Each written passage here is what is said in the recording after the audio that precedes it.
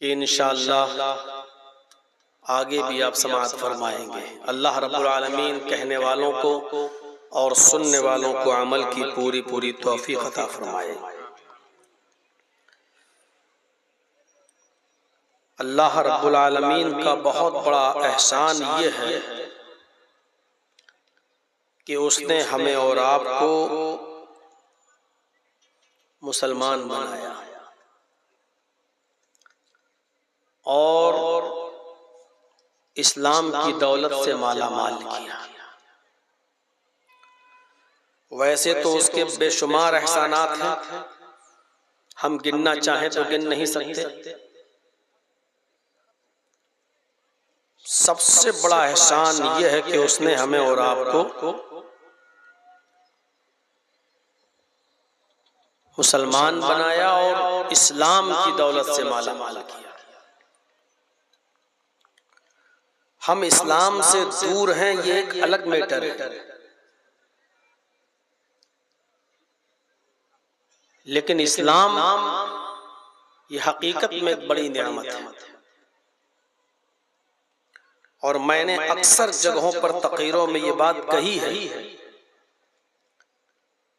कि अल्लाह तबारक व तआला की तरफ से उतारा हुआ दीन सिर्फ इस्लाम है। आदम अलैहिस्सलातु वस्सलाम से लेकर मुहम्मदुर रसूलुल्लाह सल्लल्लाहु अलैहि वसल्लम तक जितने भी पैगंबर इस दुनिया में आए, सब यही इस्लाम लेकर आए। ये बात मैं सिर्फ हवा में नहीं कह रहा हूं, ये बात मैं सिर्फ इसलिए नहीं बोल रहा हूं क्योंकि मैं मुसलमान हूं, इसलिए ये हमारा फर्ज बनता है कि हम ये बोले, नहीं। बल्कि जब हम तकाबुल करते हैं, जब हम दीगर मज़ाहिब को पढ़ते हैं, तो ये चीज बिल्कुल क्लियर और साफ हो जाती है कि भले ही नाम चेंज हो गए हों, लेकिन धर्म सबका एक ही रहा है। हमारी सबसे बड़ी गलती ये रही कि हम गैर मुस्लिमों को ये नहीं बता पाए अब तक कि ये इस्लाम सिर्फ मुहम्मदुर रसूलुल्लाह का दीन नहीं है। आज भी हम हमारे बिरादराने वतन जो हमारे हिंदू भाई हैं, दूसरे लोग हैं, आज जो हमसे घृणा कर रहे हैं, नफरत कर रहे हैं, और हिंदू मुस्लिम की जो राजनीति चल रही है आज के इस दौर में, उसकी मेन वजह यह है कि वो लोग हमें इस्लाम से जोड़ते हैं और ये कहते हैं कि ये सिर्फ मुसलमानों का दीन है और ये दीन मुहम्मदुर रसूलुल्लाह लेकर आए। और यही गलत फहमी हम उनकी दूर नहीं कर पा रहे। जिस दिन उनके जहनों से ये गलत फहमी दूर हो जाएगी कि जिस इस्लाम से तुम नफरत कर रहे हो और जिन मुसलमानों से तुम घृणा कर रहे हो, जिस दीन से तुम किनारा कशी अख्तियार कर रहे हो, यही दीन तुम्हारे बाप दादाओं का भी दीन था, तुम्हारे बाप दादाओं का भी धर्म था, यही मजहब था सबका। मुहम्मदुर रसूलुल्लाह सल्लल्लाहु अलैहि वसल्लम ने तो सिर्फ लोगों ने जब उस दीन की शक्ल बिगाड़ दी जो अल्लाह ने दिया था, उसकी शक्ल को सही करने के लिए आए थे, कोई नया दीन लेकर नहीं आए थे। खुद अल्लाह रब्बुल आलमीन ने मुहम्मदुर रसूलुल्लाह सल्लल्लाहु अलैहि वसल्लम को मुखातब करके कहा, शरअ लकुम मिनद-दीनि मा वस्सा बिही नूहन वल्लज़ी अवहयना इलैक व मा वस्सैना बिही इब्राहीम व मूसा व ईसा अन अक़ीमुद्दीन। ऐ मोहम्मद सल्लल्लाहु अलैहि वसल्लम, हमने तुम्हें कोई नया दीन देकर नहीं भेजा, हमने तुम्हें कोई नया पैगाम देकर नहीं भेजा, हमने तुम्हारे लिए उसी दीन को मशरू करार दिया है।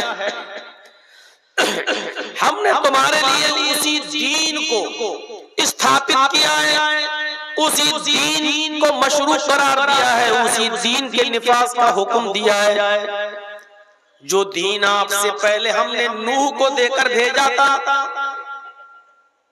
मा वस्सा बिही नूहन, जिसकी वसीयत हमने नूह को की थी। और नूह अलैहिस्सलातु वस्सलाम का ताल्लुक बहुत गहरा है हमारे हिंदू भाइयों से। आप मनुस्मृति अगर पढ़ेंगे,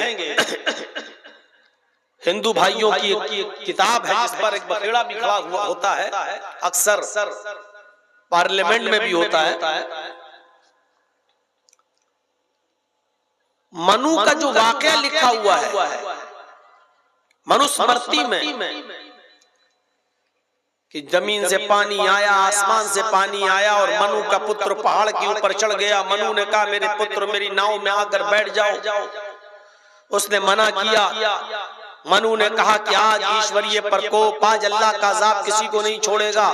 बेटा आ जाओ, मेरी कश्ती में बैठ जाओ, मुझ पर ईमान ले आओ, तुम एक ईश्वरवाद को, तौहीद को मान लो, एक अल्लाह की इबादत वाले बन जाओ, करने वाले बन जाओ। लेकिन मनु का बेटा नहीं माना और पहाड़ पे चढ़ गया। पानी पहाड़ तक पहुंच गया और मनु का पुत्र मनु के आंखों के सामने डूब के मर गया। ये वाकया जो मनुस्मृति में लिखा है, यही वाकया कुरान करीम के अंदर जब आप पढ़ेंगे तो हजरत नूह अलैहिस्सलातु वस्सलाम के ताल्लुक से लिखा हुआ कि नूह अलैहिस्सलातु वस्सलाम ने एक लंबी मुद्दत तक अपनी कौम को तबलीग की, दावत दी। और जब कौम के लोग नहीं माने तो हजरत नूह ने बद्दुआ कर दी, या रब्बी ला तज़र अलल अर्ज़ि मिनल काफ़िरीन तय्यारा। ऐ अल्लाह, इस रूए जमीन पर किसी काफिर के घर को बाकी मत छोड़, सबको हलाक कर दे, सबको बर्बाद कर दे। अगर एक भी काफिर के घर को बाकी छोड़ दिया तो उससे फासिक और फाजिर औलाद ही पैदा होगी। अल्लाह ताला ने नूह अलैहिस्सलाम को एक कश्ती बनाने का हुक्म दिया। नूह अलैहिस्सलाम ने कश्ती बनाई। जितने लोग उन पर ईमान लाए थे उस कश्ती में बैठ गए। फिर जमीन से पानी आया, आसमान से भी बारिश हुई। नूह अलैहिस्सलाम का बेटा कनान भी ईमान नहीं लाया था, वो एक पहाड़ पे चढ़ गया। नूह अलैहिस्सलाम ने अपने बेटे से कहा, बेटे आज अल्लाह का अज़ाब किसी को नहीं छोड़ेगा, मेरी कश्ती में आ जाओ, ईमान ले आओ। लेकिन नूह अलैहिस्सलाम का बेटा नहीं माना, वो अपने कुफ्र पर पड़ा रहा और बिल आखिर पानी पहाड़ तक पहुंच गया और नूह अलैहिस्सलाम का बेटा उसी पानी में डूबकर मर गया। सबसे पहले नूह अलैहिस्सलाम के इंतकाल के बाद वद, सुआ, यगूस, यऊक, नस्र जो कौमे नूह के अंदर बहुत बड़े बुजुर्ग माने जाते थे, बड़े सालिहीन नेक लोग माने जाते थे, सबसे पहले इनकी कौम नूह के इंतकाल के बाद इनकी मूर्तियां बनाई गईं और कौमे नूह ने इनकी पूजा करना, इनकी इबादत करना, इनसे मांगना, इनसे मिन्नतें करना और समानतें करना शुरू कर दिया। मूर्ति पूजा की स्थापना वहां से हुई और अब तक चली आ रही है। हमारे हिंदू भाई अपने आप को मनु से जोड़ते हैं, यानी प्राचीन धर्म है। तो अल्लाह रब्बुल आलमीन ने क्या कहा, यही दीन मैंने नूह को देकर भेजा था। हम बता नहीं पाए अपने गैर मुस्लिम भाइयों को कि ये तो मनु का धर्म है। मनु भी इसी दीन को, इसी धर्म को लेकर आए थे। कृष्ण जी और रामचंद्र जी भी इसी मजहब को लेकर आए थे। अल्लाह रब्बुल आलमीन ने आगे कहा कि सिर्फ नूह ही नहीं, शरअ लकुम मिनद्दीनि मा वस्सा बिही नूहन वल्लज़ी औहैना इलैक व मा वस्सैना बिही इब्राहीम व मूसा व ईसा नक़ीमुद्दीन। हमने ये दीन देकर नूह अलैहिस्सलातु वस्सलाम को भी भेजा था, और नूह के बाद जितने भी पैगंबर इस दुनिया में आए, हमने इब्राहीम को भी यही दीन देकर भेजा था, मूसा को भी यही दीन देकर भेजा था, और ईसा को भी यही दीन देकर भेजा। आदम से लेकर मुहम्मदुर रसूलुल्लाह तक ये बात हम नहीं समझा पाए अपने भाइयों को, और इसीलिए आज खमियाजा भुगतना पड़ रहा है। वरना ईश्वरीय धर्म एक ही है और वो इस्लाम है। अलग बात है कोई अगर कहता है कि हम सनातनी हैं, कहो अपने आप को सनातनी, लेकिन मूल शिक्षाओं को तो देखो, मूल तालीमात जो उनको तो देखो, जो शिक्षाएं जो तालीमात आपके सनातन धर्म में है वो इस्लाम से मिल रही। कलमा सबका एक, हर जमाने में यही कलमा पढ़ा जाता रहा। नूह अलैहिस्सलाम इस दुनिया में आए तो कलमा पढ़ा जाता था, ला इलाहा इल्लल्लाह नूह रसूलुल्लाह। मूसा अलैहिस्सलाम इस दुनिया में आए तो कलमा पढ़ा जाता था, ला इलाहा इल्लल्लाह मूसा रसूलुल्लाह। ईसा अलैहिस्सलाम इस दुनिया में आए तो कलमा पढ़ा जाता था, ला इलाहा इल्लल्लाह ईसा रसूलुल्लाह। और जब मुहम्मद रसूलुल्लाह इस दुनिया में आए तो कलमा पढ़ा जाता है, ला इलाहा इल्लल्लाह मुहम्मद रसूलुल्लाह। ये ला इलाहा इल्लल्लाह कभी नहीं बदला गया, कभी नहीं।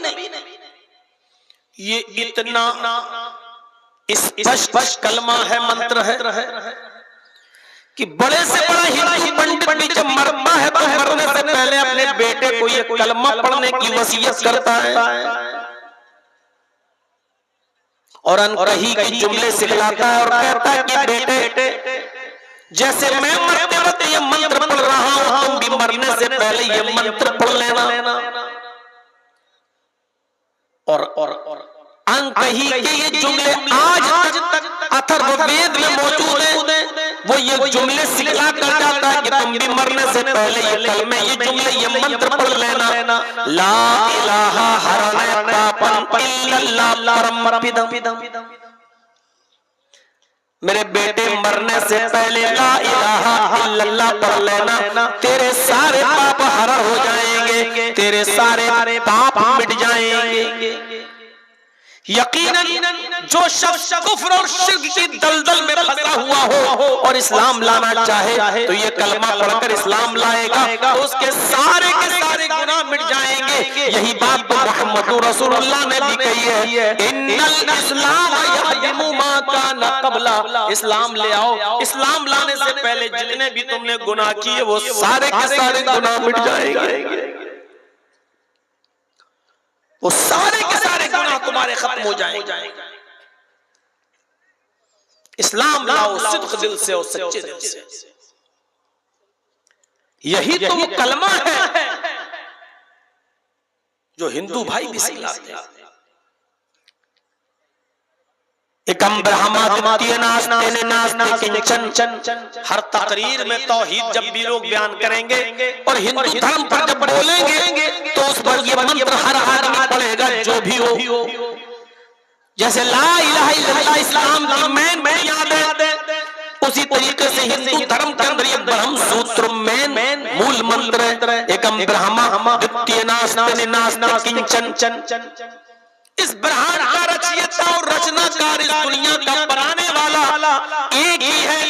इस वर्ल्ड का मास्टर एक ही है, क्रिएटर ऑफ यूनिवर्स एक ही है। इस कायनात की तख्लीक करने वाला, इस कायनात का पैदा करने वाला, इस ब्रह्मांड का ब्रह्मा और इस ब्रह्मांड का रचयिता और रचनाकार एक है। मास्टर ऑफ वर्ल्ड एक है, क्रिएटर ऑफ यूनिवर्स एक है। द्वितीय नास्ते दूसरा नहीं है, नेह बिल्कुल नहीं है, ना नहीं है, किंचन जरा सा भी नहीं है। आए लोगों ध्यान से सुनो कि इस वर्ल्ड का, इस दुनिया का, इस ब्रह्मांड का रचयिता और रचनाकार एक ही है, दूसरा नहीं है, बिल्कुल नहीं है, नहीं है, नहीं है, कतई नहीं है, हरगिज नहीं है, जरा सा भी नहीं है। इतने शानदार जोरदार अल्फाजों में हिंदू धर्म के अंदर ये मंत्र मौजूद है। हमने बताया नहीं लोगों को। आए 33 करोड़ देवी देवताओं की पूजा करने वालों, तुम्हारा धर्म तो ये कह रहा है, तुम्हारा मूल मंत्र तो ये कह रहा है कि इस ब्रह्मांड का रचयिता और रचनाकार है। हमने बताया नहीं, ये हमारी गलती है, हम मुसलमानों की गलती है कि हमने ये बताया नहीं, और तुम गलती से ये समझ बैठे हो कि हम मोहम्मद रसूलुल्लाह के दीन को फॉलो कर रहे हैं। अरे मोहम्मद रसूलुल्लाह को तुम आखिरी नबी मानते हैं, वरना ये दीन तो आदम से लेकर मोहम्मद रसूलुल्लाह तक जितने भी नबी आए सबका यही दीन था। यही दीन नूह का था, यही दीन मनु का था, यही दीन इब्राहिम का था, यही दीन मूसा का था, यही दीन ईसा का था, यही दीन रामचंद्र जी लेकर आए, और यही धर्म की शिक्षा हमें कृष्ण जी ने भी दी है, कृष्ण जी ने भी दी है। हम नाकाम रहे तुम्हें समझाने में। 25 सालें तो तकरीबन हमें हो गई बताते बताते, लेकिन आज तक हम नाकाम रहे, अपने हिंदू भाइयों को नहीं बता पाए कि ये दीन तुम्हारा है, ये धर्म तुम्हारा, और हमने भी मेहनत नहीं की, और आज उसका नतीजा ये भुगतना पड़ रहा है जो हम देख रहे हैं। इतनी नफरत, इतना जहर घोल दिया गया है आज कि अब गैर मुस्लिमों के यहाँ जो बच्चे पैदा हो रहे हैं वो आगे चलकर जब बड़े होंगे तो उनके दिलों से, उनके जहनों से कभी हमारी नफरत नहीं निकल सकती है, क्योंकि बचपन में जो सिखाया जाता है वो बुढ़ापे तक नक्श हो जाता है, कभी मिटता नहीं। आज एक छोटी सी चीज अपने मुआशरे से हटाकर देख लो आप। फर्ज नमाज के बाद इमाम बहुत सी मस्जिदों में आज भी दुआ मांगता है हाथ उठाकर, मजबूर है बेचारा, क्योंकि अगर नहीं मांगेगा तो उसको मस्जिद का मुतवल्ली मस्जिद में रहने नहीं देगा। जबकि सब जानते हैं कि दुआ हर इंसान का पर्सनल मामला है, इसका इज्तिमाइयत से कोई ताल्लुक नहीं।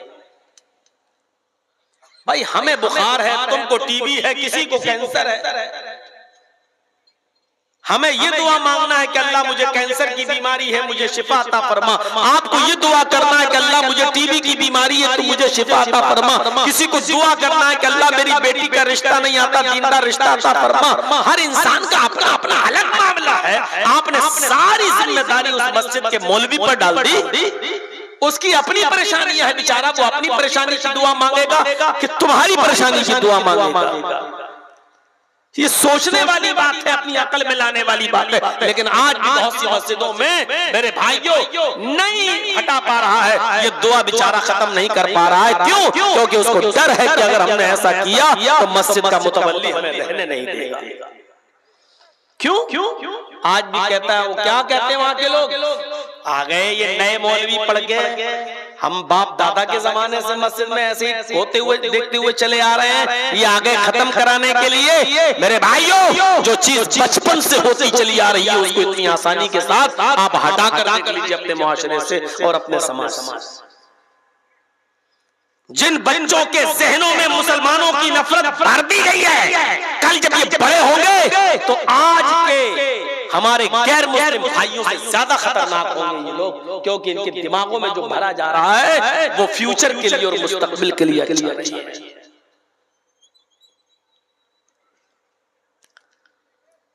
बताने की जरूरत है कि इस्लाम क्या है, बताने की जरूरत है कि इस्लाम तुम्हारा मजहब है, ये इस्लाम तुम्हारा भी धर्म है। कौन सी ऐसी चीज है जो मुसलमान करता है और तुम्हारे यहाँ नहीं की जाती? क्या ये कलमा हम पढ़ते हैं ला इलाहा इल्लल्लाह, क्या आप क्या नहीं पढ़ा जाता है? आपके यहाँ पर भी पढ़ा जाता है ये कलमा। कोई ला इलाहा हरणे पापन इल्लल्लाह परम पदम कहता है, तो कोई एकम ब्रह्मादित्य नास्ते निनास्ते किंचन कहता है। इसके बाद दूसरा जुज जो इस कलमे का है, व अशहदु अन्न मुहम्मदन अब्दुहु व रसूलुहु, या व अशहदु अन्न मुहम्मदन रसूलुल्लाह। या ला इलाहा इल्लल्लाह मुहम्मदुर रसूलुल्लाह, मोहम्मद अल्लाह के रसूल है, तो क्या जिस रसूल को हम अपना पैगंबर मानते हैं, क्या वो तुम्हारी किताबों में उसका नाम नहीं आया? क्या उसका जिक्र मौजूद नहीं है? लड़ाई की वजह क्या है ये समझ नहीं पा रहे हैं। मोहम्मद नाम हम लेते हैं तो ये तुम्हारी किताबों में, मोहम्मद तुम्हारी किताबों में, अहमद तुम्हारी किताबों में, नराशंस तुम्हारी किताबों में, कल्कि अवतार तुम्हारी किताबों में। फिर नफरत किस बात की? मोहम्मद नाम कहां आया? श्रीमद् भागवत महान पुराण में आया, स्कंद 12 अध्याय 2 मंत्र नंबर 18। बिल्कुल ऐसे ही मोहम्मद आया। अज्ञान हेतु किरत मोह मनाधिकारम नाशम विधायम हि तदोदयते विवेका। तुम्हारे पंडितों ने तर्जुमा किया है, डॉक्टर एम.ए. श्रीवास्तव हमारे नहीं है, आपके पंडित संस्कृत में पीएचडी किए हैं, डॉक्टर हैं, बड़े बड़े हैं, और तर्जुमा कर रहे हैं कि मोहम्मद आएंगे तो अंधेरा नाश कर देंगे। मोहम्मद अंधिकारम नाशम, मोहम्मद के आने के बाद अंधेरा मिट जाएगा, अंधेरे का नाश हो जाएगा, अंधेरा खत्म हो जाएगा। आप हमें नफरत कर रहे हैं हमसे। ये मोहम्मद नाम आया है आपके वेदों में, मोहम्मद भी आया है। तस्मिन्नन्तरे मलेच्छ आचार और समन्विता महामत इति खयाता, महामत इति खयाता शिष्य शाखा समन्विता। महामत इति खयाता, महामत की विश्व ख्याति होगी, पूरे विश्व में मशहूर होंगे। इति खयात, महामत उनका नाम होगा, पूरे विश्व में विख्यात होंगे, इनको पूरी विश्व पूरी दुनिया जानेगी। ये लीजिए मोहम्मद आपकी किताबों में आया, मोहम्मद भी बता दिया, मोहम्मद भी बता दिया, अहमद भी तुम्हारी किताबों में आया। वेदाहमिद पुरुष महानिमादित्य वरुण तपस प्रस्तात। अहमद शब्द दुनिया में आएगा, इंसान होगा। अहम मेधामिर्तस्य जग्रब, सबसे पहले अपना वतन अपना शहर छोड़ेगा और दूसरे शहर में जाएगा, यानी मक्का से मदीने की तरफ जाने का इशारा है। जब वहां के बाशिंदे उसको रहने पर मजबूर कर देंगे, जब उसको मक्का यानी शहर छोड़ने पर मजबूर कर देंगे, तो सबसे पहले वो अपने शहर को छोड़ने की कुर्बानी देगा। अहमद ने सबसे पहले अपना वतन अपना घर छोड़ने की कुर्बानी दी और ईश्वर से कहा, अहम सूर्य, है प्रभु, है ईश्वर, है अल्लाह, मुझे सूर्य के समान बना दे, मुझे सूरज की तरह बना दे। जैसे सूरज सारी दुनिया को रोशनी देता है, उसी तरीके से मेरा इल्म, मेरी ज्योति, मेरी रोशनी सारी दुनिया को रोशनी देने लगे, यानी मुझे सारी दुनिया का रसूल और सारी दुनिया का पैगंबर बना दे। ये अहमद नाम आपकी किताबों में आया। नराशंस आपकी किताबों में आया। नर के माना आदमी, इंसान, और आशंस मानी जिसकी बहुत तारीफ की गई हो, जिसकी बहुत प्रशंसा की गई हो, यानी मोहम्मद जिसकी बहुत तारीफ की गई हो, ये नराशंस का शब्द आपकी किताबों में आया। इदम जनाब शुरू नराशंस नराशंस आएंगे जिसकी बहुत प्रशंसा की जाएगी, यानी मोहम्मद आएंगे। इस तशवियत उनका इतना नाम लिया जाएगा कि पूरे विश्व में उनसे ज्यादा किसी का नाम नहीं लिया जाएगा। पूरे विश्व में मोहम्मद रसूलुल्लाह का इतना नाम लिया जाता कि इतना तो मूसा का नहीं, इतना तो ईसा का नहीं, इतना तो नूह का भी नाम नहीं लिया जाता। और पूरे विश्व में पूरी दुनिया में इतना नाम न रामचंद्र जी का लिया जाता, न कृष्ण जी का लिया जाता है, जितना नाम मोहम्मद रसूलुल्लाह सल्लल्लाहु अलैहि वसल्लम का लिया जाता है। मस्जिद की बुलंदियों पर खड़े होकर देख लीजिए, जब भी नाम लिया जाता है तो अशहदु अल्ला इलाहा इल्लल्लाह के बाद अशहदु अन्ना मुहम्मदर रसूलुल्लाह। अजान में तो नबी का नाम, वुजू के बाद की दुआ में तो नबी का नाम, अजान के बाद की दुआ में तो नबी का नाम, अत्तहियात में तो नबी का नाम, दरूद में तो नबी का नाम। नबी का इतना नाम लिया जाता है, इतना नाम किसी और का लिया ही नहीं जाता। पूरे विश्व में उनका इतना नाम लिया जाएगा कि उनसे ज्यादा किसी का नाम नहीं लिया जाएगा। आपकी किताबों में कल्कि का शब्द भी मौजूद है। कल्कि का मतलब कालम को, स्याही को धोने वाला, पाप को मिटाने वाला। कल्कि का अर्थ होता है कलंकित को धोने वाला, काल यानी स्याही को धोने वाला, गुनाहों को मिटाने वाला। अल्लाह के नबी सल्लल्लाहु अलैहि वसल्लम को कल्कि भी आपकी किताबों में कहा गया, मोहम्मद को कल्कि कहा गया है। तथास्तु शंभल गिरा में सोत स्वाजी उजाते मंगलाचार्य बहुला पिता विपति बच्चता। कल की अवतार जब इस धरती पर आएंगे, कल की अवतार जब इस धरती पर उतरेंगे, उनका नाम कल्कि होगा, अर्थात स्याही का धोने वाला। मुहम्मदुर रसूलुल्लाह का नाम मोहम्मद और आपको शफीउल मुज़नबीन भी कहा जाता है, यानी गुनाहगारों की शिफाअत करने वाला। आपको माही भी कहा जाता है, आपका नाम माही भी बताया गया हदीस में। माही का मतलब गुनाहों को मिटाने वाला। अल्लाह के नबी ने ऐसे ऐसे नेक अमल बताए कि उन नेक अमल को आप करेंगे तो करते जाइए और आपके गुनाह मिटते जाएंगे। आप ये काम करते जाइए, गुनाह मिटते जाएंगे। इसी को कल्कि कहा गया है। कल्कि दुनिया में आएगा, यानी गुनाहों को मिटाने वाला इस दुनिया में आएगा। अल्लाह के नबी फरमाते हैं कि तुम वुजू बनाते हो, जब हाथ धुलते हो तो हाथ से गुनाह धुल जाते हैं। जब तुम कुल्ला करते हो तो जबान से जो गुनाह तुमने किए वो धुल जाते हैं। जब तुम चेहरा धुलते हो तो चेहरे से, आंख से जो तुमने गुनाह किए वो तुम्हारे मिट जाते हैं। हाथ जब धुलते हो तो हाथ से गुनाह मिट जाते हैं। जब तुम पैर धुलते हो तो पैरों से गुनाह मिट जाते हैं। मेरे भाइयों, आपने गुनाह मिटाने के ज़ाब्ते और उसूल बताए कि ये काम करोगे तो तुम ये गुनाह मिटेंगे। नमाज भी गुनाहों को मिटाने का एक जरिया है। तो कल्कि का नाम भी वेदों में आया है, गुनाहों को मिटाने वाला। मुहम्मद रसूलुल्लाह सल्लल्लाहु अलैहि वसल्लम गुनाहों को मिटाने वाले थे। क्यों झगड़ा किया जा रहा है आज?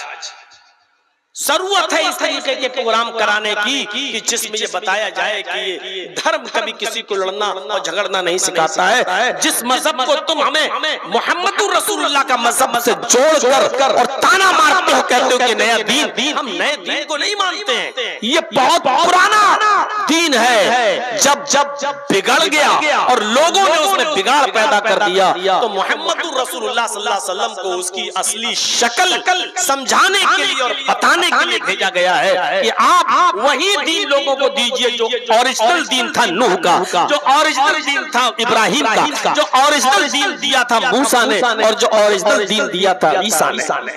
क्या मूसा अलैहिस्सलाम ने यही दीन दिया था? मूसा अलैहिस्सलाम ने यही तो कहा था, गॉड इज ओनली वन, अल्लाह सिर्फ एक है। ईसा अलैहिस्सलाम ने भी तो यही कहा था, there is no god but god is only one without second. कोई खुदा नहीं है, सिर्फ खुदा एक है, दूसरे को शरीक नहीं किया जा सकता है। यही मोहम्मद रसूलुल्लाह सल्लल्लाहु अलैहि वसल्लम ने फरमाया, ला इलाहा इल्लल्लाह वहदहू ला शरीक लह। अल्लाह के अलावा कोई माबूद नहीं, वो अल्लाह अकेला माबूद है। वहदहू अकेला है, तन्हा है, ला शरीक लह, उसका कोई शरीक नहीं, उसका कोई साची नहीं। यही कलमा मोहम्मद रसूलुल्लाह ने दिया था। ये तो हो गया ला इलाहा इल्लल्लाह मोहम्मद रसूलुल्लाह। ये दोनों से अगर नफरत है तो ये दोनों चीजें तुम्हारी किताबों में मौजूद। अब नफरत हम सड़कों पर नमाज नहीं पढ़ने देंगे। तुम रामनवमी का जुलूस खूब सड़कों पर निकालो, तुम्हारे कांवड़िए खूब निकलेंगे, तुम सड़कों पर खूब होली खेलोगे, लेकिन हमारी 15 और 20 मिनट की नमाज आप सड़कों पर नहीं होने। नमाज से इतनी नफरत क्यों है? 15-20 मिनट में आपका क्या बिगड़ जाएगा? पहली बात तो हम इसके कायल नहीं है, नमाज सड़कों पर हो ये हम इसको नहीं मानते, होना नहीं चाहिए। ठीक है, मस्जिद में एक जमात हो गई, लोग रह गए, बाद में दूसरी जमात कर ले, ठीक है। मसला इसका नहीं है, मसला ये है कि सिर्फ एक धर्म पर रोक क्यों? मसला इस बात का है, हमारे सिखों को देख लो, दिल्ली के अंदर हर संडे के दिन कितना बड़ा लंगर लगाते हैं, रिक्शे वाला भी खाता है, कोई भी आए और पूरा चांदनी चौक को जाम कर उसको रोक लगा दी जाती है और रास्ते बदल दिए जाते हैं और वो सड़क पर सबको भंडारा खिलाते हैं। और आप लोग भी हर मंगल को जो भंडारा सड़क पे खिलाते हो, कितना ट्रैफिक जाम होता है। मैं कहना ये चाहता हूं कि सिर्फ एक मजहब के साथ ये सलूक क्यों? अगर नमाज से नफरत है तो नमाज तो तुम्हारे मजहब के अंदर भी मौजूद, क्यों नफरत है नमाज से? क्या कृष्ण जी नमाज नहीं पढ़ा करते थे? और नहीं पढ़ते थे तो फिर श्रीमद् भागवत गीता के 10वें अध्याय का 6ठे अध्याय का ये 10वां मंत्र क्या कहता है? 6ठे अध्याय का 10वां मंत्र, योगियोचित सततमात्मानं रहस्यस्थिता एकाकी अच्युतात्मा निराशीर परिग्रह। पूरी नमाज है। जब तुम नमाज पढ़ने के लिए खड़े हो जाओ तो पूरे शरीर का योग करो। योगियोचित सततमात्मानं, सिर्फ खड़े न रहो, इबादत इस तरीके से करो कि पूरे शरीर की एक्सरसाइज हो जाए, पूरे शरीर की का योग ये है। अल्लाहु अकबर, खड़े हैं, अल्लाहु अकबर, रुकू में गए, कमर इतनी सीधी कर लीजिए बिल्कुल कि पानी का भरा हुआ प्याला या बर्तन आपकी पीठ पर रखा जाए तो गिरे नहीं।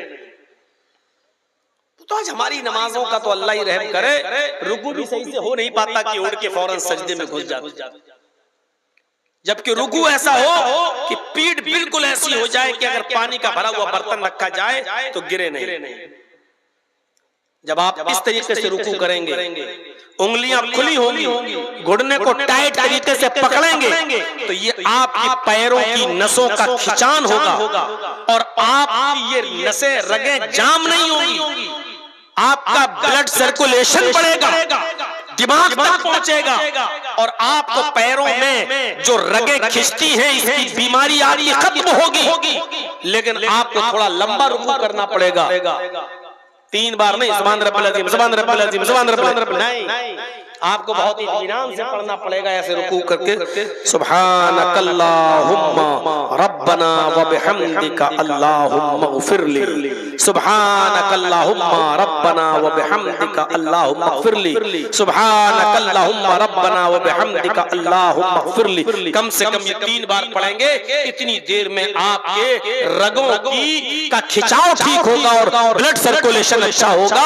उसके बाद आप कहिए समी अल्लाहु लिमन हमीदा, सुभान रब्बिल अज़ीम, सुभान अल्लाहु लिमन हमीदा, अल्लाहु अकबर।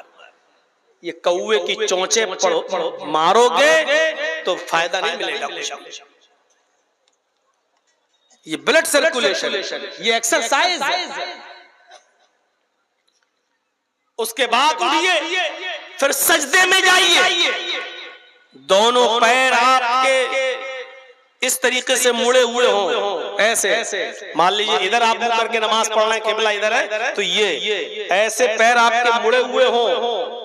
यहाँ से जब रगें खींचेंगी और रीढ़ की हड्डी तक पहुंचते हुए दिमाग तक, सजदा रुकू से थोड़ा लंबा कीजिए। अगर आपने 3 मरतबा पढ़ा है सुब्हानकल्लाहुम्मा रब्बना व बिहम्दिका अल्लाहुम्मा इग़फिरली रुकू में, तो 5 मरतबा कम से कम पढ़िए सजदे में, सुब्हानकल्लाहुम्मा रब्बना व बिहम्दिका अल्लाहुम्मा इग़फिरली, सुब्हानकल्लाहुम्मा रब्बना व बिहम्दिका अल्लाहुम्मा इग़फिरली। रुकू की बनिस्बत सजदा थोड़ा लंबा क्यों?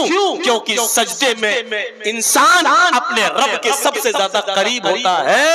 और जब आप सजदा करेंगे तो ब्लड का सर्कुलेशन आपके दिमाग तक पहुंच जाएगा। अमेरिका का डॉक्टर मोरेस लिखता है अपनी किताब के अंदर, जो आदमी 5 वक्त की नमाज पढ़ता हो और सजदा लंबा करता हो, ऐसे आदमी को ब्रेन हेमरेज की बीमारी नहीं होती है, क्योंकि ब्लड उसके दिमाग तक पहुंच जाता है।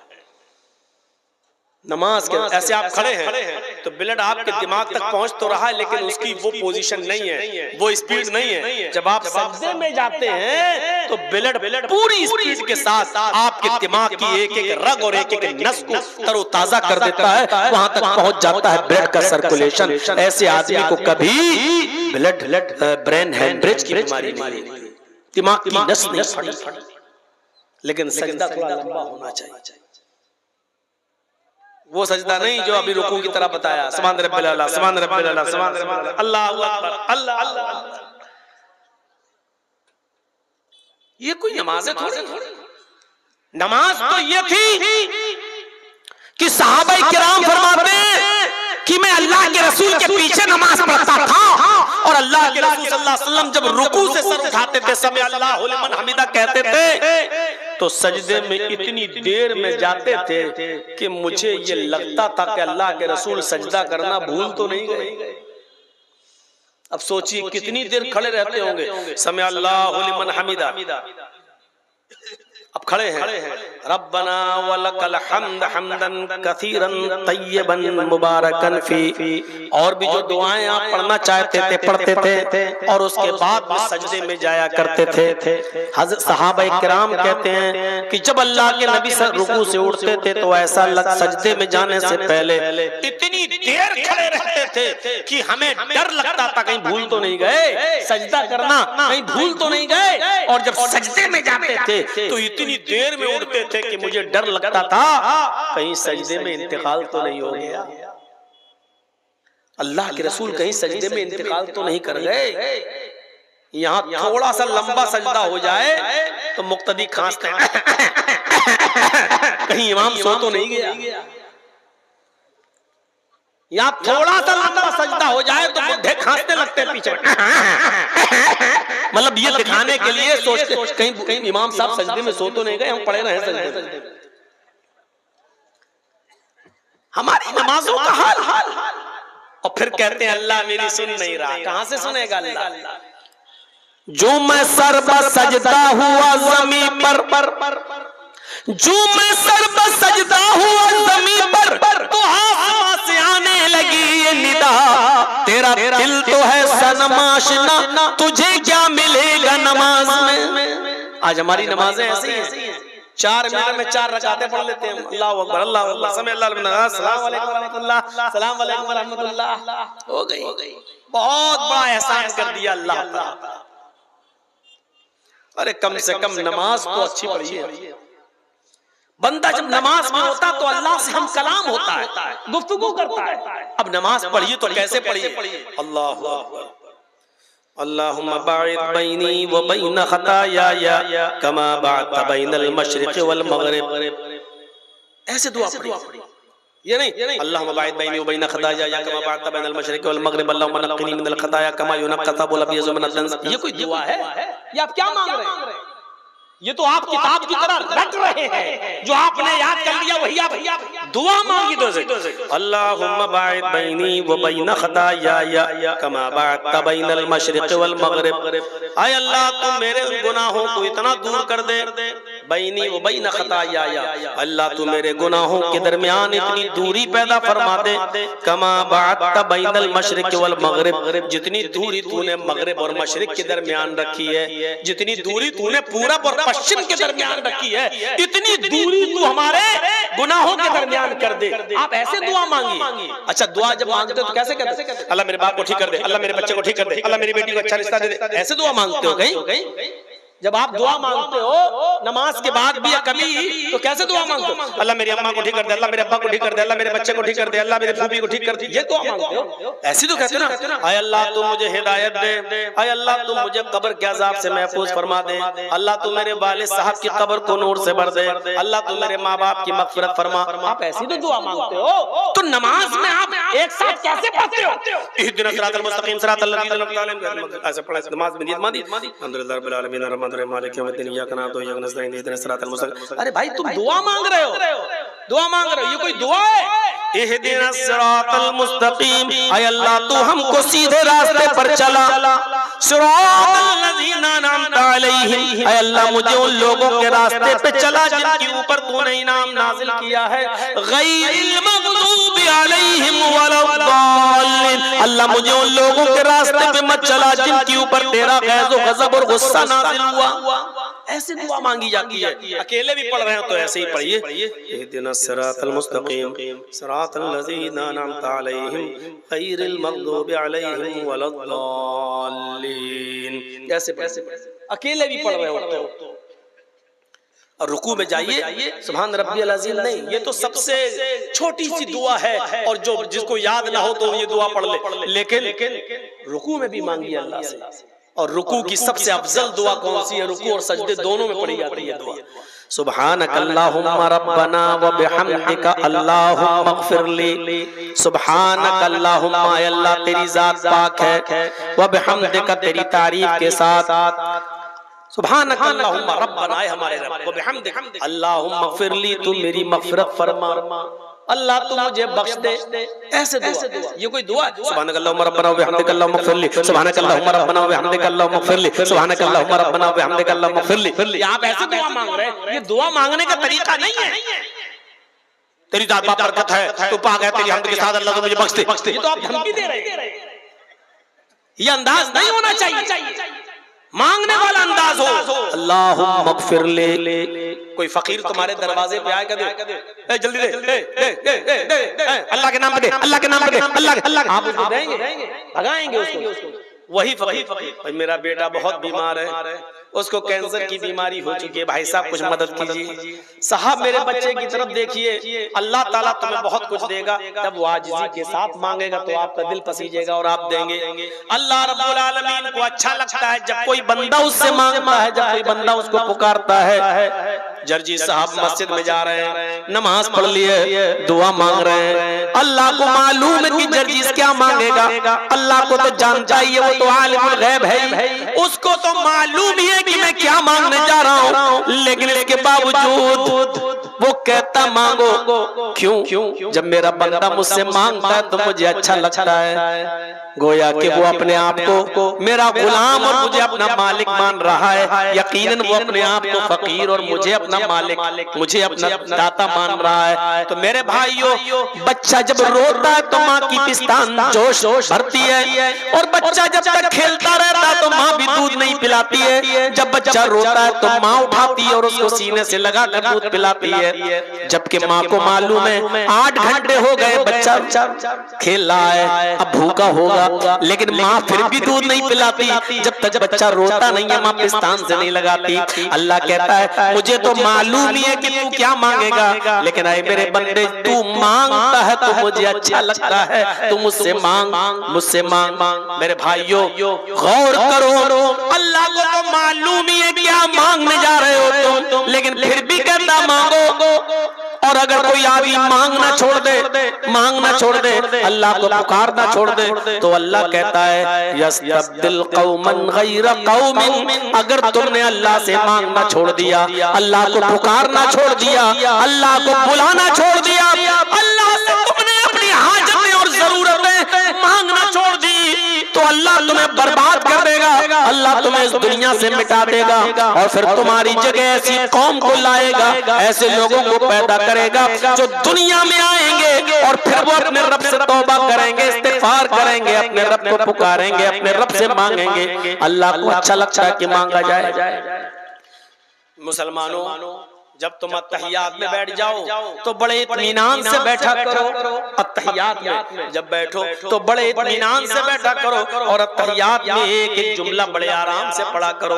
अत्तहियातु लिल्लाहि व सलावातु व तय्यबात, ऐसे नहीं, अत्तहियातु लिल्लाहि व सलावातु व तय्यबात, अस्सलामु अलैका अय्युहन नबी व रहमतुल्लाहि व बरकातुहू, अस्सलामु अलैना व अला इबादिल्लाहि सालिहीन, अल्लाहुम्मा सल्लि अला मुहम्मद, अल्लाहुम्मा बारिक अला मुहम्मद। ऐसे नहीं, यही तो दुआ है, यही तो अब तुम दुआ मांगोगे। अत्तहियातु लिल्लाहि व सलावातु व तय्यबात पूरी पढ़ लीजिए। अल्लाहुम्मा सल्लि अला मुहम्मद, अल्लाहुम्मा बारिक अला मुहम्मद, इत्मीनान से पढ़िए। अब दुआ मांग रहे हो तुम अपने ताल्लुक से अल्लाह से। अल्लाहुम्मा इन्नी ज़लमतु नफ्सी ज़ुल्मन कसीरा वला यग़फ़िरु ज़ुनूबा इल्ला अंत फ़ग़फ़िर ली मग़फ़िरतम मिन इंदिका वरहमनी इन्नका अंतल गफ़ूरुर रहीम। बड़े इत्मीनान से मांगो। अल्लाहुम्मा इन्नी ज़लमतु नफ्सी, फिर कहो अल्लाहुम्मा इन्नी ज़लमतु नफ्सी ज़ुल्मन कसीरा वला यग़फ़िरु ज़ुनूबा इल्ला अंत वला यग़फ़िरु ज़ुनूबा इल्ला अंत वला यग़फ़िरु ज़ुनूबा इल्ला अंत। रो रो कर मांगो। अल्लाह रब्बुल आलमीन से तो तुम पुकार रहे हो, ये दुआ ही तो है। आय अल्लाह, मैंने अपने नफ्स के ऊपर बहुत जुल्म किया है। हमारे यहाँ दुआ का अंदाज लगता ही नहीं। अल्लाहुम्मा इन्नी ज़लमतु नफ्सी ज़ुल्मन कसीरा वला यग़फ़िरु ज़ुनूबा इल्ला अंत। ये ऐसा लग ही नहीं रहा कि आप अल्लाह से मांग रहे हो यार, अल्लाह से मांग रहे हो। अल्लाहुम्मा इन्नी ज़लमतु नफ्सी ज़ुल्मन कसीरा, अब लग रहा है अल्लाह से मांग रहे हो। आय अल्लाह, मैंने अपनी जान पर, अपने नफ्स पर बहुत ज्यादा जुल्म किया है। वला यग़फ़िरु ज़ुनूबा इल्ला अंत, मेरे गुनाहों को तेरे अलावा कोई माफ नहीं कर सकता, तेरे अलावा कोई बख्श नहीं सकता। फ़ग़फ़िर ली, खींच कर पढ़िए, फ़ग़फ़िर ली वरहमनी इन्नका अंतल गफूरुर रहीम। ऐसे दुआ मांगिए। आय अल्लाह मुझे बख्श दे, आय अल्लाह मेरे ऊपर रहम फरमा। वला यग़फ़िरु ज़ुनूबा इल्ला अंत फ़ग़फ़िर ली मग़फ़िरतम मिन इंदिक, आय अल्लाह मुझे अपने पास से बख्श दे, अपने रहमो करम से बख्श दे। आय अल्लाह मेरी इबादतें इस लायक नहीं जो मुझे बख्शवा सकें, मेरी नमाज़ें और मेरे रोज़े इस लायक नहीं जो मुझे बख्शवा सकें। इन्नका अंतल गफूरुर रहीम, तू बहुत ज्यादा बख्शने वाला और बहुत ज्यादा रहम करने वाला है। तू नहीं बख्शेगा तो कौन बख्शेगा? तू नहीं बख्शेगा तो हम कहाँ जाएंगे मग़फ़िरत और रहमत का सवाल करने के? ये दुआ मांगी और इस तरीके से दुआ मांगी, और हो सके तो इसके साथ ये दुआ भी पढ़ लिया करिए नमाज में। अल्लाहुम्मा इन्नी अऊज़ु बिका मिन अज़ाबिल क़ब्र व अऊज़ु बिका मिन फितनतिल मसीहिद दज्जाल व अऊज़ु बिका मिन फितनतिल महया वल ममात। अल्लाहुम्मा इन्नी अऊज़ु बिका मिनल मअसमी वल मग़रम। अल्लाह के रसूल हर फर्ज नमाज के बाद, हर फर्ज नमाज में इस दुआ को, आपने जब भी नमाज पढ़ी तो इस दुआ को जरूर पढ़ा और अज़ाब क़ब्र से पनाह मांगी। अल्लाहुम्मा इन्नी अऊज़ु बिका मिन अज़ाबिल क़ब्र, आय अल्लाह मैं तुझसे पनाह चाहता हूँ कब्र के अजाब से। आय अल्लाह मैं तेरी पनाह चाहता हूँ कब्र के अजाब से, क्योंकि हर इंसान का मस्कन वही है। हम और आप धीरे धीरे जहाँ गुजर रहे हैं कब्र के करीब होते जा रहे हैं। अब कोई 10 साल अपनी कब्र के करीब है, कोई 5 साल, कोई 1 साल, कोई 2 साल। अगली साल जर्जी साहब की जिंदगी रही तो मोहब्बतपुर में प्रोग्राम होगा, लेकिन आप लोगों में से बहुत से लोग इस दुनिया में नहीं होंगे, वो अपनी कब्र में जा चुके होंगे। और अगर जर्जी साहब तो अल्लाह ने 5 साल की जिंदगी दे दी और 5 साल के बाद मोहब्बतपुर में प्रोग्राम हुआ तो 5 साल के बाद न जाने कितने लोग इस दुनिया में होंगे और कितनी लोग अपने कब्र में पहुंच चुके होंगे। वो कब्र का दर्दनाक मंजर जिससे अल्लाह के नबी हर नमाज में पनाह मांगा करते थे, हर नमाज में पनाह मांगा करते थे। आप लोग सब लोग इस दुआ को याद कर लो। सिर्फ अल्लाहुम्मा इन्नी ज़लमतु नफ्सी, ये तो आपने गुनाह की माफी मांग ली, लेकिन आप अपने लिए कब्र के अजाब से भी पनाह मांगिए और दुआ करते रहिए हर नमाज में। सलाम फेरने से पहले अल्लाहुम्मा इन्नी अऊज़ु बिका मिन अज़ाबिल क़ब्र व अऊज़ु बिका मिन फितनतिल मसीहिद दज्जाल व अऊज़ु बिका मिन फितनतिल महया वल ममात। अल्लाहुम्मा इन्नी अऊज़ु बिका मिनल मअसमी वल मग़रम। ये दुआ पढ़कर अपने गुनाहों की माफी हमें और आपको सबको मांगना चाहिए और अज़ाब क़ब्र से पनाह मांगना चाहिए, क्योंकि अज़ाब क़ब्र बरहक है। सोचिए, थोड़ी देर के लिए खेत में नजर ले जाइए, अंधेरा ही अंधेरा। अब थोड़ी देर के लिए कब्रिस्तान के बारे में सोचिए। आप नहीं है लेकिन आपके माँ बाप दफन है, आपके दादा परदादा दफन है, और ये भी हम और आप जानते हैं कि हमें और आपको भी उसी जगह पर जाना। वही 2 गज जमीन के हम मालिक हैं बस। जिस घर में हम और आप रहते हैं इसके मालिक नहीं है। हमारे मरने के बाद ही हमारी औलाद ले लेगी, फिर लड़ेगी, झगड़ेगी, लेकिन वो 2 गज जमीन हमसे कोई नहीं ले सकता। वही उसी के हम मालिक हैं। मरने के बाद भी आप उसी जगह पे जाएंगे। सोचिए, जिसके आप मालिक हैं उससे हम बेखबर, जिसके हम मालिक हैं उससे हम दूर हैं। तसव्वुर करें, जब कब्रिस्तान जाया करें या आपका गुजर कब्रिस्तान पर हुआ करे तो उन कब्रों की तरफ एक बार जरूर देख लिया करो, अपनी मौत को याद कर लिया करो, और मौका लगे तो उस कब्रिस्तान में पैर रख कर अंदर दाखिल हो जाया करो, और कम से कम ये दुआ कर लिया करो, अस्सलामु अलैकुम अहलद दयारी मिनल मुमिनीन वल मुस्लिमीन व इन्ना इंशाअल्लाहु बिकुम ललाहिकून नसअलुल्लाह लना व लकुमुल आफिया। ये कब्रिस्तान में जाकर अपनी दुआ भी कर लिया करो। तुम्हारा इतना दुआ करने से कब्रिस्तान के मुर्दों पर, कब्रिस्तान के मदफून लोगों पर अल्लाह की सलामती और रहमतें नाजिल होती हैं, क्योंकि इस वक्त कब्र के अंदर जो लोग हैं वो तुम्हारी और हमारी दुआओं के बड़े मोहताज हैं, बड़े मोहताज हैं। जब कोई बेटा अपने बाप के लिए दुआ करता है तो बाप का एक दर्जा बुलंद कर दिया जाता है, और वो फरिश्तों से कहता है आज मेरा दर्जा बुलंद क्यों किया जा रहा है, आज मेरे दर्जे में इजाफा क्यों किया जा रहा है। फरिश्ते कहते हैं आज तेरी औलाद ने तेरे लिए दुआ की है, आज तेरी औलाद ने तेरे लिए दुआ का तोहफा भेजा है, और अल्लाह ताला ने मुझे हुक्म दिया कि मैं तेरे दर्जे को बुलंद करें। कितने लोग ऐसे हैं जिनको अपने माँ बाप के लिए दुआ करना भी नसीब नहीं होता।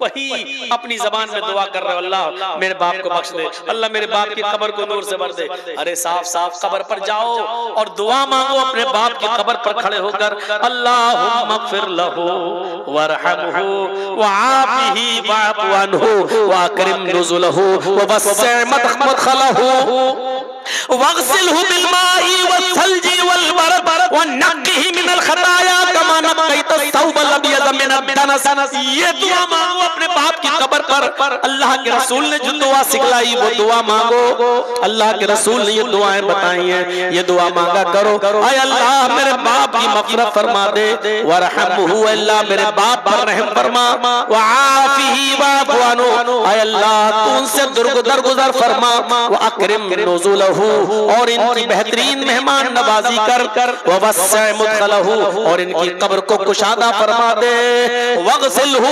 बिलमाई वस्सल्जी वलबरद आय अल्लाह मेरे बाप के गुनाहों को धुल दे पानी से, वस्सल्जी वलबरद बर्फ से और ओलों से, वनक़्क़िही मिनल ख़ताया और मेरे माँ बाप के गुनाहों को आय अल्लाह साफ कर दे, वनक़्क़िही मिनल ख़ताया इनके गुनाहों को मिटा दे, कमा नक़्क़ैत अस-सौबल अब्यज़ मिनद दनस जैसे कपड़े का मैल और कुचैल साफ हो जाता है साबुन लगाने से या धोबी की भट्टी में डालने से, जैसे कपड़े का मैल और कुचैल साफ हो जाता है, ऐसे ही मेरे माँ बाप के गुनाहों को मिटा दे। ये दुआ मांगा करो अपने माँ बाप की कब्र पर जाकर। तो इस तरीके से दुआ मांगी जाती है। तो नमाज से नफरत करते हो, नमाज आपकी किताबों में सजदा सास कौन सी ऐसी चीज है कि जिसकी बुनियाद पर आप हमसे नफरत करना चाहते हैं? ये इस्लाम सारी कायनात के लोगों का दीन है। अल्लाह का शुक्र अदा करो कि ये दीन हमें मिला है, और मुसलमानों साफ तौर पे कह दूं बुरा मत मानिएगा। आज मौलाना जर्जीस जैसे लोगों को आपके पास आना पड़ता है समझाने के लिए। 20-25 सालें हो गई, आज तक हम आप मौलाना लोग आपको समझा रहे हैं, जबकि आप दूसरों के लिए पैदा हुए थे। हम आपको समझाएंगे, मुसलमानों आप तो खुद गैर मुस्लिमों के लिए पैदा किए गए हो। कुंतुम खैरा उम्मतिन उखरिजत लिन्नास तामुरूना बिल मारूफ व तनहौना अनिल मुनकर। अल्लाह के नबी सल्लल्लाहु अलैहि वसल्लम ने फरमाया, मोमिनो तुम एक बेहतरीन जमात हो। कुंतुम खैरा उम्मतिन उखरिजत लिन्नास, मुसलमानों तुम एक बेहतरीन जमात हो इसलिए कि तुम्हें दूसरे लोगों के लिए पैदा किया गया है, तुम्हें दूसरों के लिए बनाया गया है, तुम्हें दूसरों के लिए भेजा गया है। हम दूसरों के लिए आए, हम हिंदू भाइयों के लिए, यहूदियों के लिए, ईसाइयों के लिए, मजूसियों के लिए आए हैं। उम्मते मुस्लिमा का एक फर्द दूसरों के लिए पैदा हुआ है। जो कौम दूसरों के लिए पैदा हुई थी आज वही मोहताज हो गई है। आज उसी को समझाना पड़ रहा है, आज उसी के पीछे पड़ना पड़ रहा है, आज उसी को नमाज और रोजे की तरफ बुलाना पड़ रहा है। इससे ज्यादा मेरे भाइयों आज हमारे रोने के दिन और क्या हो सकते हैं और अफसोस के दिन और क्या हो सकते हैं। इस्लाम जिसकी खूबियों को देखकर लोग इस्लाम की तरफ दौड़ते थे आज दूर हो रहे हैं। हमारे हालात देखकर आज दूर हो रहे हैं, हमारी कंडीशन देखकर आज हमसे लोग दूर भाग रहे हैं। कल तक जब बजती हुई बैंड और बाजे के साथ बारात आया करती थी और हमारी मस्जिदों में नमाज हुआ करती थी, तो गैर मुस्लिम भाई दूर से अपनी बारात के बाजे गाजे बंद कर दिया करते थे और कहते थे कि मुसलमान लोग मस्जिद में नमाज पढ़ रहे हैं, अगर हम बैंड बाजे के साथ बजती हुई बारात ले जाएंगे तो इन मुसलमानों को तकलीफ होगी। कल तक वो बैंड और बाजे बंद कर दिया करते थे और मस्जिद से गुजर जाया करते थे और काफी दूर जाने के बाद वो बैंड बाजे बजाया करते थे। लेकिन आज तुम्हारी मस्जिदों का हाल ये हो चुका है कि तुम्हारी नमाजें हो रही होती हैं और मस्जिद के बाहर हल्ला होता है, कोई फर्क नहीं। क्यों? क्योंकि आजान के वक्त हमारे मोबाइल बंद नहीं होते हैं। आजान के वक्त हमारी और हमारी बीवियां और बेटियां अपने घरों में टीवी चलाती हुई आज ड्रामे और नाटक देख रही हैं। जब हमने अल्लाह की आवाज की कोई कदर नहीं की तो अल्लाह रब्बुल आलमीन ने हमें भी आज गैर मुस्लिमों की नजर में गिरा दिया है, उनके दिलों से हमारा रोब और दबदबा निकाल दिया है और आज हम नौयत पर पहुंच चुके हैं। अल्लाह रब्बुल आलमीन ने हमारा रोब और दबदबा उनके अंदर से निकाल दिया है। क्यों नहीं निकालेगा? दुनिया की मोहब्बत हमारे दिलों में इस तरीके से रच गई और फंस गई, इतने बुरे हालात, इतनी बुरी कंडीशन, लेकिन हमें आज भी अपनी पड़ी हुई है। आपको मालूम है कि आप किस दरवाजे पर बैठे हैं? हमें और आपको इसका इल्म नहीं है। इस वक्त हम कहां खड़े हैं आपको पता नहीं है। क्या प्लानिंग और क्या मंसूबे हो रहे हैं आप इससे वाकिफ नहीं है। मेरे भाइयों, बहुत कुछ है दिल के अंदर कि उगल दूं और बोल दूं, लेकिन आप लोग जब चैनल वालों को बंद नहीं करा सके इसलिए मैं बोलना मुनासिब नहीं समझता। क्योंकि इन लोगों ने जितना मिसयूज किया है मौलवियों की तकरीरों का। देख लीजिए मौलाना अब्दुल गफ्फार साहब के बारे में अब इंडिया टीवी चलाना शुरू कर दिया, जो कल तक मेरे बारे में चलाता था, सिर्फ इन्हीं लोगों की बदमाशी की वजह से। लेकिन हर जलसे में बार बार मना किया गया, लेकिन फिर भी आप नहीं रोक रहे हैं। इसलिए मौलवी भी अब अपने दिल की बात कह नहीं पाता है, क्योंकि वो भी किसी माँ का बेटा है, वो भी किसी बाप की औलाद है, नहीं चाहता है कि उसके ऊपर कोई उल्टे सीधे केस करे।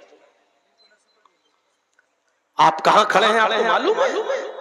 क्या क्या मंसूबे हो रहे हैं? आप तो बैठे हुए हैं। जब दुनिया की मोहब्बत हमारे दिलों में रच गई और बस गई, क्या कहा था अल्लाह के रसूल सल्लल्लाहु अलैहि वसल्लम ने? और गौर करो, हमारे ज़वाल की और पस्ती का सबब 1400 साल पहले अल्लाह के रसूल ने बताया था कि ये दो चीजें तुम्हें हलाक कर देंगी और दुनिया की दूसरी कौमें तुम्हारे ऊपर पिल पड़ेंगी। आज देख लीजिए हमारे भाई हमारे ऊपर पिल पड़े, क्यों पिल पड़े हैं? क्यों आज हम जलील और रुस्वा हो रहे हैं? अल्लाह के रसूल ने कहा था यूशिकुल उममु अन तदा अलैकुम कमा तदाल अकलतु अला क़िसतिहा। एक ऐसा जमाना तुम्हारे ऊपर आ जाएगा कि दुनिया की सारी कौमें तुम्हारे ऊपर ऐसे पिल पड़ेंगी जैसे भूखे लोग दस्तरखान के ऊपर पिल पड़ते, जैसे भूखे लोग दस्तरखान पर टूट पड़ते हैं, ऐसी दुनिया की सारी कौमें तुम्हारे ऊपर टूट पड़ेंगी। आज हर जगह मुसलमानों के हालात कैसे हैं? सिर्फ हिंदुस्तान के अंदर ही नहीं, पाकिस्तान में देख लो, ईरान में देख लो, इराक में देख लो, सीरिया में देख लो, दमिश्क में देख लो, लीबिया में देख लो, लबनान में देख लो, उर्दुन जजायर में देख लो, और सबसे ज्यादा फिलिस्तीन में देख लो। कैसे तुम्हारी बहनों ने और हमारी बेटियों ने ईद के दिन नया कपड़ा, ईद के दूसरे दिन फिर दूसरा कपड़ा, तीसरे दिन तीसरा कपड़ा, चौथे दिन चौथा कपड़ा, कैसे पहनना गवारा कर लिया अपने जिस्म की। और कैसे तुमने अपनी बहन और अपनी बेटियों और अपनी बीवियों को ईद के दिन का कपड़ा अलग, ईद के दूसरे दिन का अलग और तीसरे दिन का अलग, कैसे पहनाना गवारा कर लिया। क्या तुम्हें मिस्र की उस लड़की की चीखें नहीं सुनाई दे रही हैं? क्या तुम्हें फिलिस्तीन की उस बेटी की चीखें नहीं सुनाई दे रही हैं जिसकी उम्र मात्र 17-18 साल, जिसका घर बुलडोज कर दिया गया है, बमों से उड़ा दिया गया है, जो जंगल में किसी सहरा में खेमे में सो रही है और अपने जिस्म के ऊपर नकाब ओढ़े हुए है, अबाया पहने, नकाब पहने हुए, और किसी मीडिया वाले ने उससे पूछा कि ऐसी हालत में भी तुम जब सोने के लिए जा रही हो तो नकाब ओढ़कर,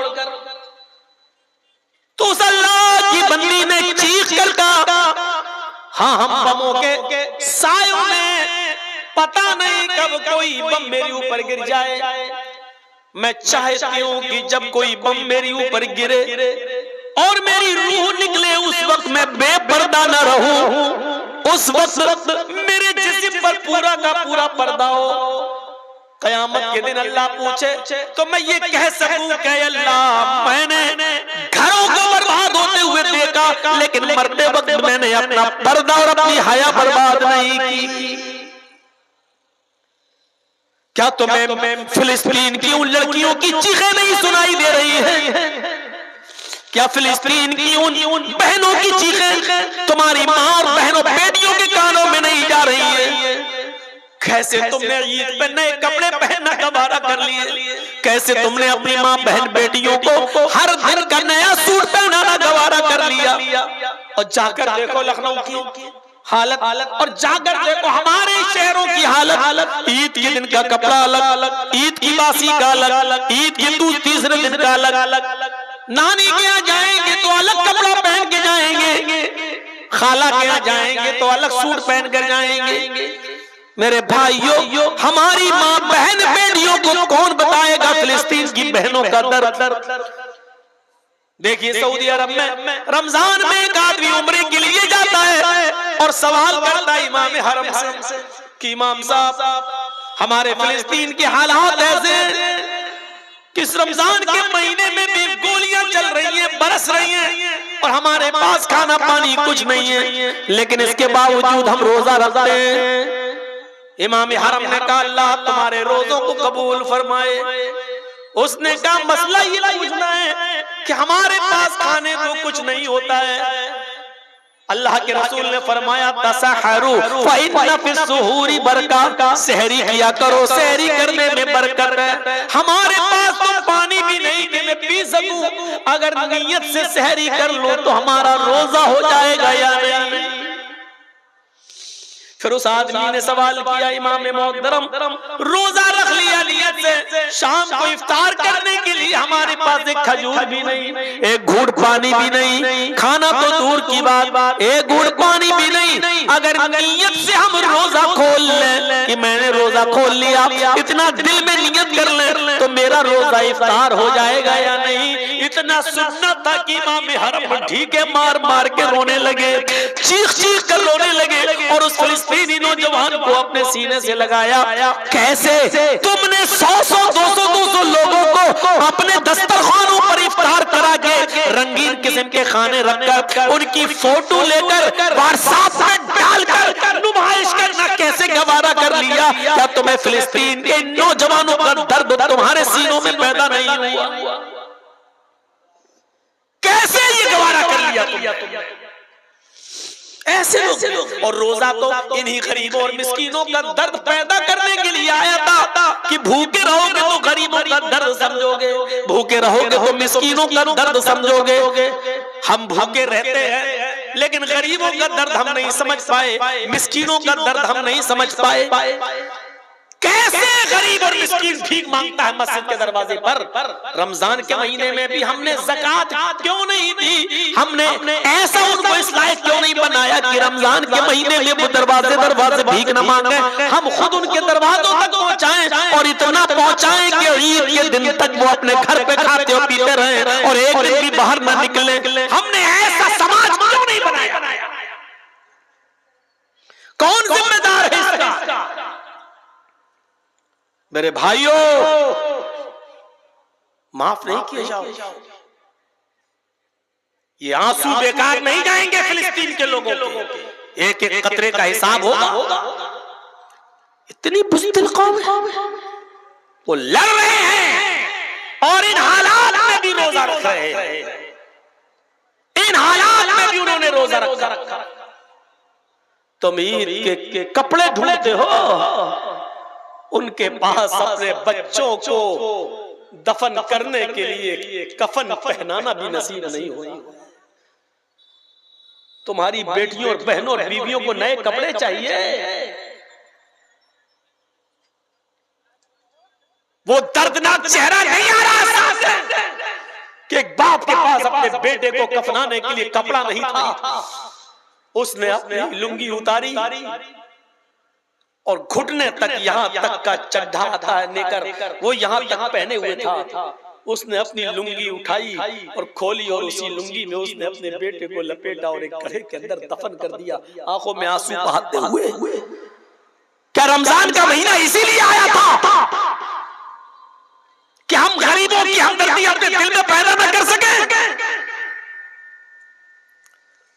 मैं जानता हूं कि फिलिस्तीन के लोगों के बारे में बोलना भी हमारे हुक्मरानों की नजर में जुर्म हो, लेकिन रहे जुर्म,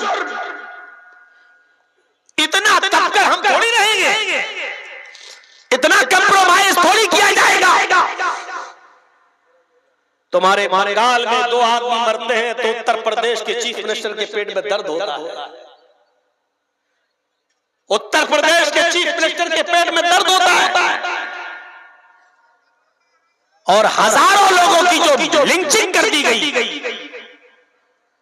पेड़ पे बांध कर मारा गया, खंजर भोंके गए, डंडे बरसाए गए, हाथ पैर बांध कर उनको लिंच करके मार दिया गया।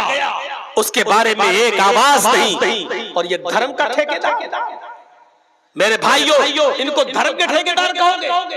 इनको धर्म के पुजारी कहोगे?